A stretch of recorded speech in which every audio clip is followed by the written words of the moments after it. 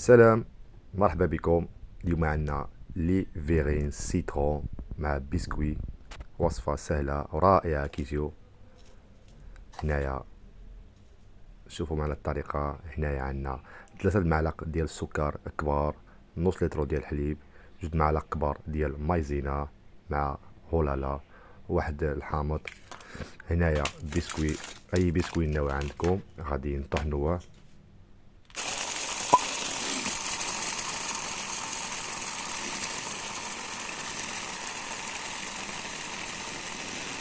من بعد ما غادي نطحنو البسكوي غادي نشدو الطيسان ديالنا ديال لي فيغين. ماشي مشكل اذا ما عندكمش هاد النوع ديال الطيسان ديال لي فيغين، عدلوهم في اي حاجه عندكم. هنايا الحليب غادي نعملو نصف لتر يغلي. هنايا غادي نشبرو واحد كميه صغيره ديال الحليب، غادي نديرو مع هذاك السكر مايزينا، غادي نحركو. الحليب اللي عملناه في الاول نصف لتر غادي نوزو منه واحد الكميه وغادي نعملوها بوحده، غادي نخلطو هاد المسائل. هنايا من بعد ما خلينا الحليب حتى يغلي غادي نجيو نعمرو الطيسان ديالنا بلي بسكوي اللي طحنا.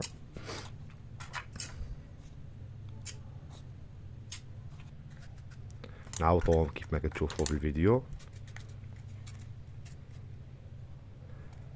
من بعد ما عدلناهم الحليب ديالنا بدا يغلي، غادي نشدو ديك الكميه اللي عملناها وغادي نخلطو، غادي نحركو بالفوي وغادي نقصو طبعا البوطه.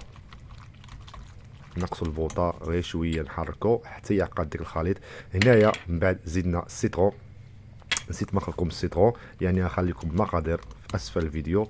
هنايا عصير ليمونه صغيره غادي نعصروها وغادي نخليو القشور ديالها، غادي من بعد نكبوهم على هاد كريم باتيسري كتجيب واحد النكهه ديال الليمون رائعه. هنا من بعد ما وجدت كريم باتيسري سيترون غادي نخويوها على الطيسان ديالنا كما كتشوفوا. نعملوا الطبقه الاولى بسكوي، الطبقه الثانيه لا كريم، والطبقه الثالثه غادي نزيدوا شويه عاود بسكوي كيف ما كتشوفوا. كتجي ديك قرمشه.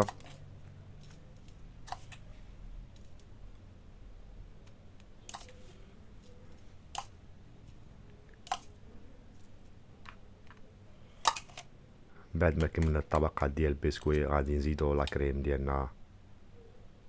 من بعد ما غادي نكملوا غادي نخليوها في الثلاجه ترتاح على الاقل ساعه المكانه باش تبار شويه.